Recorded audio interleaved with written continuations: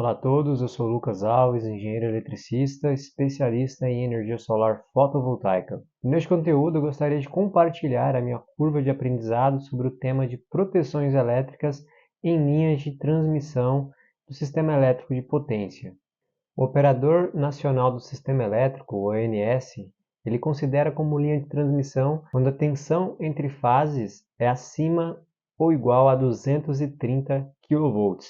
As linhas de transmissão elas precisam ser protegidas por diversas funções de proteção, a fim de manter a continuidade do fornecimento de energia desde as fontes de geração, que pode ser solar fotovoltaica, eólica, hídrica, termoelétricas, em geral, qualquer outra fonte que está conectada ao sistema elétrico de potência, até o centro de consumo, onde estão ali as unidades consumidoras residenciais, comerciais ou industriais.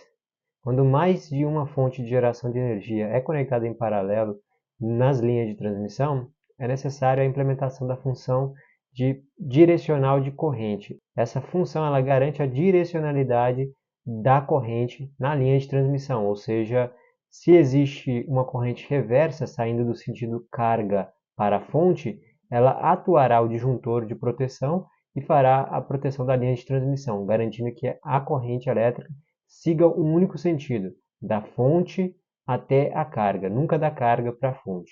Em alguns casos, quando se torna complexo estabelecer um sistema de proteção devido à distância das linhas de transmissão, o comprimento enorme que elas conseguem atingir, a função de proteção de distância ela se torna relevante para proteção contra sobrecorrentes ou curtos-circuitos que acontecem ao longo da linha de transmissão. O relé de proteção de distância ele consegue estabelecer algumas zonas de proteção, nesse caso aqui são 3 zonas de proteção, para categorizar e segmentar a proteção da linha de transmissão. O relé de proteção de distância ele é parametrizado através da impedância da linha de transmissão, por isso é possível segmentar essa proteção de distância através de zonas de proteção, de forma que a partir do relé de proteção eu consigo estabelecer uma impedância para cada zona e o relé ele consegue monitorar simultaneamente as 3 zonas e assim fazer a atuação do disjuntor em casos em que aconteça uma falha elétrica. A proteção diferencial nas linhas de transmissão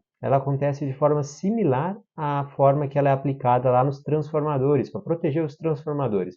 Aqui no caso das linhas de transmissão, é implementado 2 relés diferenciais, um no início e outro no término daquele segmento da linha de transmissão, de forma que a corrente da linha de transmissão daquele segmento é lida pelos 2 relés ao mesmo tempo. Quando acontece um desequilíbrio, uma diferença entre as leituras dos relés, a linha de transmissão ela é seccionada através do relé diferencial. Portanto, é preciso estabelecer uma comunicação entre os 2 relés de proteção para que a proteção diferencial ocorra de forma eficaz. Os disjuntores eles são os elementos de proteção que mais têm a possibilidade de falhar devido à quantidade enorme de componentes eletromecânicos, mecânicos e da atuação mecânica que acontece dentro de um disjuntor. Conhecendo esse potencial de falha, é preciso estabelecer uma proteção contra a falha. Dessa forma, quando existe mais de 2 disjuntores em um mesmo trecho de linha de transmissão e acontece uma falha nesse trecho, uma falha elétrica, um curto-circuito,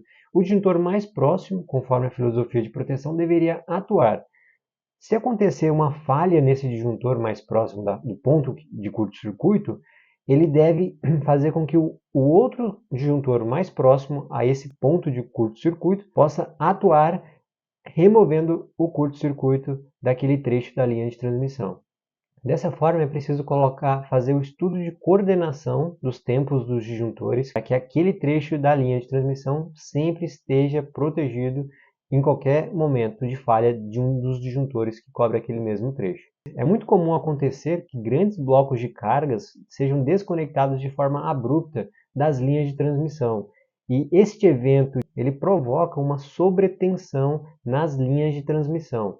E as sobretensões, elas precisam ser rapidamente eliminadas de forma a amenizar o efeito que elas podem causar ali nos elementos do circuito elétrico de potência. Portanto, é preciso parametrizar as unidades instantâneas e temporizadas dos relés de sobretensão, de forma que quando acontecer a desconexão abrupta de um bloco de cargas de uma linha de transmissão, essas proteções contra sobretensão de forma instantânea ou temporizada possa proteger os elementos do sistema elétrico de potência contra os danos que as sobretensões podem causar. Eu espero que este conteúdo tenha facilitado a sua compreensão de como é feita a proteção das linhas de transmissão do sistema elétrico de potência. Se esse conteúdo te ajudou, não deixe de curtir, compartilhar, seguir para não perder mais conteúdos como este.